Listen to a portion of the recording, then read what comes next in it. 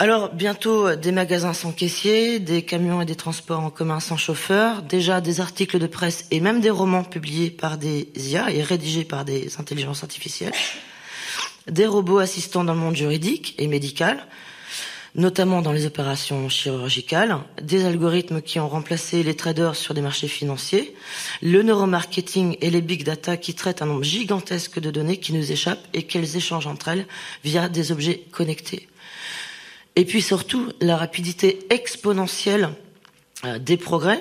20 ans se sont écoulés depuis que Deep Blue a battu Kasparov aux échecs, avant que AlphaGo, produit par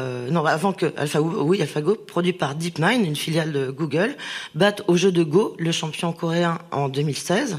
Et seulement quelques mois après, l'intelligence artificielle DeepSpac gagne au poker, jeu où les capacités psychotactiques, le bluff et l'anticipation sont essentielles.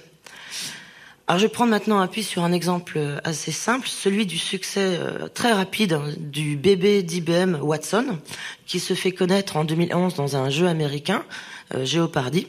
Watson, c'est une intelligence artificielle multifonctionnelle qui est capable de comprendre le langage naturel et qui sert désormais dans le diagnostic médical ou dans la finance. Il analyse les données des patients, il diagnostique les maladies et il est fiable à 90% pour le cancer du poumon contre 50% pour un médecin. Même dans le secteur éducatif, Watson a été embauché par l'appli Prof en poche et son directeur dit à court terme, il est censé encourager nos professeurs à la hauteur de 30% de leur travail, mais on peut se demander aussi dans quelle mesure il va pas être amené aussi à les remplacer. Watson, dans le système bancaire, peut traiter et analyser des données en très grande quantité et remplacer à court terme les conseillers généralistes. Et selon Régis Dos Santos, qui est président du syndicat national de la banque et du crédit, je cite, « Le système d'IBM Watson adopté par le Crédit Mutuel permet certes de soulager les conseillers des tâches rébarbatives, mais ces systèmes sont tellement performants qu'on peut imaginer qu'ils gèrent demain une partie de la clientèle des banquiers seuls. » D'ici 2025, la banque devrait connaître une baisse d'effectifs de 30%. Et le cabinet Atling prédit que, je cite, 50% des emplois dans l'assurance seront remplacés à terme par les robots.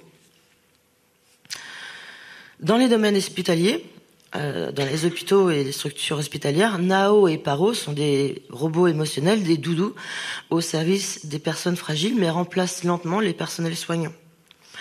Les applications numériques concernent tous les services, même pour trouver de l'emploi, Active Emploi ou Indeed, de sorte que le travail devient un produit de consommation payant, contrôlé par des algorithmes. Enfin, on ne peut pas y échapper, avec l'ubérisation massive, toutes les avancées de l'IA et de l'automatisation nous dépossèdent de nos savoirs et produisent un désapprentissage généralisé, provoquant une prolétarisation inquiétante et humainement vraiment insupportable. Alors le problème, c'est que l'automatisation du monde semble se faire sans discernement par des ingénieurs et des entrepreneurs qui n'ont visiblement aucune vision éthique du travail et qui se déchargent de toute responsabilité sur la base de « si moi je n'automatise pas, mon concurrent le fera à ma place ». J'ajoute que l'IA qui est développée par les GAFA a favorisé un esprit planétaire qui échappe non seulement aux impôts nationaux, mais aussi à la législation des États et donc à toute délibération collective.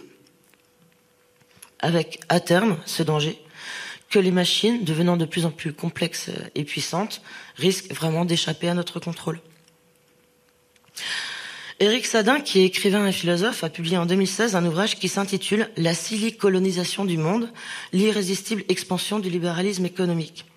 Alors, il dénonce une nouvelle forme de colonisation par les géants du numérique, en disant qu'aujourd'hui, la Silicon Valley ne colonise pas seulement les territoires, mais aussi les esprits. Un esprit ultralibéral qui contamine aussi nos politiques, qui sont à la fois fascinés et impuissants, et qui a la conviction que cette numérisation généralisée est une forme bénéfique et inévitable du capitalisme. Selon Sadin, l'esprit de la Silicon Valley est sans limite car il obéit à 3 pulsions, la soif débordante de pouvoir, l'avidité qui se moque des règles, le refus d'accepter sa finitude en repoussant les limites de la condition humaine, à l'instar de Faust, mais aussi qui s'incarne dans le délire de l'immortalité transhumaniste. Or, le problème, c'est que ce technolibéralisme s'infiltre partout. Il est fait de capteurs qui tirent profit de nos moindres gestes pour les transformer en données commercialisables. Et dans le monde du travail, ces capteurs de performance investissent les chaînes de production censées améliorer les performances pour évaluer les cadences et finalement nier les capacités d'initiative des individus. L'intelligence artificielle apparaît dès lors comme une sorte de surmoi qui nous guide parce qu'elle serait plus efficace et plus fiable que l'humain qui est par nature défaillant. Ainsi, l'automatisation nous dit quelle attitude nous devons prendre au nom de l'optimisation des bénéfices. Elle dicte ses actions au personnel, réduit à obéir à des algorithmes. Watson sert donc, pour en venir à lui, sert donc non seulement pour les diagnostics, mais il est aujourd'hui capable de prendre des décisions. Et ces diagnostics médicaux sont devenus tellement sûrs que même les compagnies d'assurance américaines lui accordent plus de crédit qu'à un médecin. Cette automatisation générale, qui développe ses capacités cognitives avec le deep learning, menace donc toutes nos professions, exerçant de plus en plus de pression sur les décisions humaines. De sorte que la prédation siliconienne constitue bien un danger pour notre faculté de juger et d'agir en conscience et en liberté. Je cite Sadin.